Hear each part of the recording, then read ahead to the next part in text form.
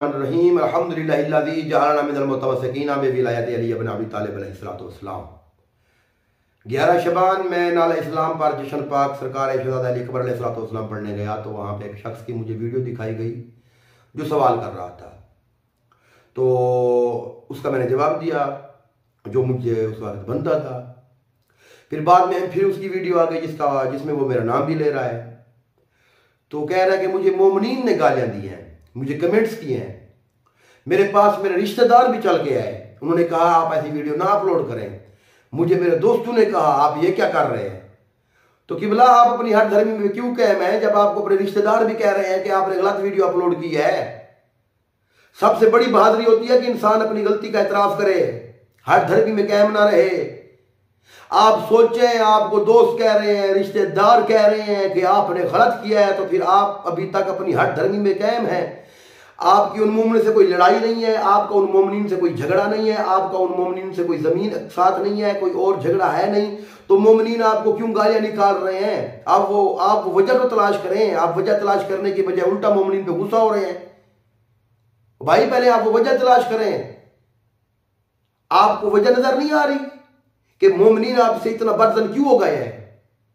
کیونکہ آپ کی ان سوالات میں ہمیں بغض اہل بیت نظر آ رہا ہے، آپ کی ان سوالات میں ہمیں بے ادبی نظر آ رہی ہے، آپ کی ان سوالات میں ہمیں گستاخی نظر آ رہی ہے۔ سب سے پہلی بات یہ جس کی وجہ سے مومنین اگر کوئی سوال آپ علمی طریقے سے کرتے تو آپ کو ضرور جواب دیتے۔ اب آپ نے کہا مجھے علمی جواب چاہیے تو میں اس لیے بیٹھ گیا ہوں آپ کو علمی جواب دینے کے لیے۔ اب آپ کی غلطی کون سی ہے، میں آپ کو چلو یاد دلاتا ہوں، شاید آپ کو سمجھ آ جائے اور آپ کو احساس ہو جائے۔ ویڈیو بنانے کا مقصد یہی ہے کہ آپ کی اصلاح ہو جائے، ہمارا کام ہے پہنچانا۔ اگر آپ نہیں سمجھتے پھر آپ کی اپنی مرضی۔ پہلی بات یہ ہے کہ آپ کا سوال کا طریقہ کار غلط تھا۔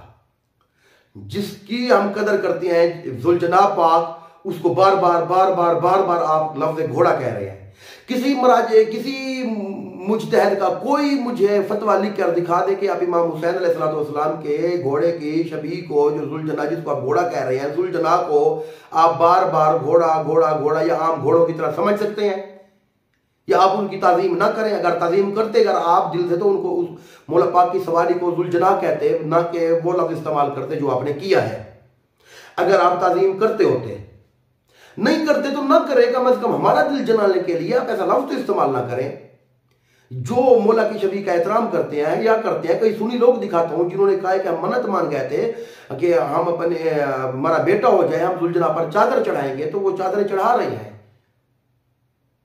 تو لوگ متقدین اس بات کے آپ بار مولا کی سواری کی توہین کے ارتکاب کر رہے ہیں، جس کی وجہ سے مومنین کو آپ کے بعد سوال کا برا محسوس ہوا۔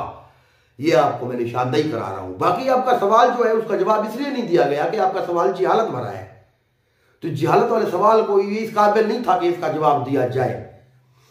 پتہ نہیں وہ اپنی کیبنٹ کے سامنے رکھے انہوں نے آپ کی اصلاح کیوں نہیں کی۔ چلو میں کر دیتا ہوں، اگر آپ چاہتے ہیں آپ کی اصلاح ہو تو میں کر دیتا ہوں، کوئی مسئلہ نہیں ہے۔ آپ کا سوال جہالت پر اس لیے مبنی تھا کہ آپ نے کہا ہے کہ امام حسین علیہ السلام کی پاک ذات نے فرمایا ہے کہ میرے ذوالجناح کو آپ نے جو ہے کیک کھلانا ہے۔ جب فرمایا نہیں ہے تو آپ کیوں کھلا رہے ہیں؟ اگر یہی آپ کا سوال ہے اور اگر میں یہ صحیح سمجھ رہا ہوں تو میری عرض یہ ہے، کیا امام حسین پاک علیہ السلام نے فرمایا ہے موبائل استعمال کرو، آپ کیوں کر رہے ہیں؟ کیا امام حسین علیہ السلام نے فرمایا ہے کہ آپ ٹرین، ہوائی جہاز، بس پر سفر کریں، موٹر سائیکل پر سفر کریں؟ آپ کیوں کر رہے ہیں؟ کار پر سفر کریں کیوں کر رہے ہیں؟ مولا نے کہیں فرمایا ہے؟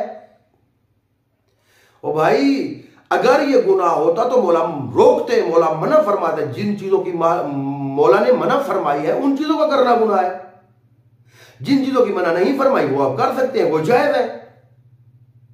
بات سمجھ آ رہی ہے؟ کہیں مولا آپ مجھے دکھائیں نا کہاں پہ مولا نے روکا کہ ذوالجناح کو کیک نہ کھلائے؟ آپ کا سوال ہے نا، آپ دکھا دیں، ہم نہیں کھلائیں گے۔ ہم مولا کے ماننے والے ہیں، ہماری کوئی ضد نہیں ہے، ہماری کوئی ہٹ درمی نہیں، ہم کوئی بدعت نہیں۔ ہاں آپ بتا دیں مولا نے فرمایا ہو کہ ذوالجناح کو کیک نہ کھلائے، ہم نہیں کھلایا کریں گے بھائی جان، بالکل نہیں کھلائیں گے۔ پہلے تو ہم نے کوئی دیکھی نہیں ہے کوئی ویڈیو، آپ کی نگاہوں کے سامنے سے گزری ہوگی، میں یہ نہیں کہہ رہا کہ تم جھوٹ بول رہے ہو، کوئی آپ کو نے دیکھی ہوگی، لیکن آپ ہمیں یہ بھی دکھائیں کہ مولا نے منع فرمایا اور تم لوگ یہ کام کر رہے ہو۔ باقی آپ بار بار جو لفظ گھوڑا استعمال کر رہے ہیں وہ عام گھوڑوں کی بات ہوتی ہے، ان کی سواریاں اور سواریاں ہوتی ہیں. میں آپ کو خود میں دکھاؤں، آپ اپنے علماء سے رابطہ کریں کہ امام سجاد علیہ السلام کی جو ناکہ تھی کتنے سال امام سجاد پر کیا گیا، کہ ذوالجناح کی جو قربانی امام حسین علیہ السلام کے ساتھ وفا ہے، کہ آپ کو اس کا پتہ نہیں ہے؟ اور کس کو نہیں پتا؟ اس کے علاوہ جو امام موسیٰ کاظم علیہ السلام جب اپنی بابا کی اونٹنی شورا نامی اونٹنی پر چڑھ کے گئے، وہ مولا کی اونٹنی نے پرواز کرنا شروع کر دی. اونٹنیاں ناکہ بھی پرواز کرتی ہیں، تو یہ عام نہیں ہوتی سواریاں جو ان سے منسوب ہوتی ہیں، وہ عام چیزیں نہیں ہوتی. یہ قدر کی بات کر رہا ہوں، میری اپنی باتیں نہیں ہیں. کہیں گے تو میں آپ کو ریفرنس بھی دے دوں گا، حوالے بھی دے دوں گا. یہ پوری دنیا میں یہ باتیں مشہور ہیں. اور سارا موسیٰ بالا غابہ بالا، اور غابہ فی سما آسمانوں میں غائب ہو گئی. تو صفوان بن مہران نے پوچھا مولا آپ کا بیٹا چھٹے مولا سے پوچھا کہ ساتھ میں مولا کہاں گئے تھے؟ تو مولا نے کہا سارا موسیٰ بالا غابہ بالا غا جدی لیلۃ المعراج، کہ جہاں جہاں شب معراج میرا نانا پاک مصطفیٰ صلی اللہ علیہ وآلہ وسلم گئے تھے، وہاں وہاں شب معراج میرا نانا محمد میرا بیٹا امام موسیٰ کاظم گیا. اور کس پہ چڑھ کے گئے؟ اپنی اونٹنی پہ چڑھ کے گئے. جہاں تک جبرائیل کی سوچ نہیں پہنچ سکتی، ان کی سواریاں وہاں پہ ہوتی ہیں. ان کی سواریوں کی یہ شان ہے. اور جو جناب موسیٰ علیہ السلام کے واقعے میں جب سامری نے بچڑا بنایا تو کس چیز سے بنایا؟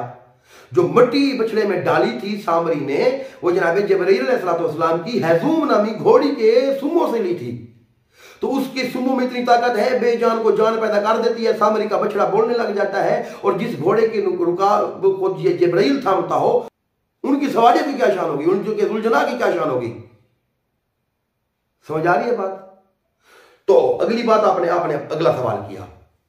آپ نے کہا کہ بارگاہوں میں خسرے ناچ رہے ہیں. کہاں پہ خسرے ناچ رہے ہیں؟ کوئی ویڈیو دکھا دیں ہمیں، ہم نے تو نہیں دیکھا. ہاں اگر کوئی ناچ رہے ہیں تو ہم امانت کرتے ہیں، ہم اس کی مخالفت کرتے ہیں. اور یہ بالکل معصومین کے امر کے خلاف ہے، معصومین کی رضا کے خلاف ہے، اللہ اور اہل بیت کی رضا کے خلاف ہے. لیکن آپ دکھائیں تو صحیح، ثابت تو کریں. آپ کا حق بندہ 60 ویڈیو لگاتا ہے، یہ جی بارگاہ ہے، اس میں خسرے ناچ رہے ہیں، یہ جشن منا رہے ہیں، غلط بات ہے.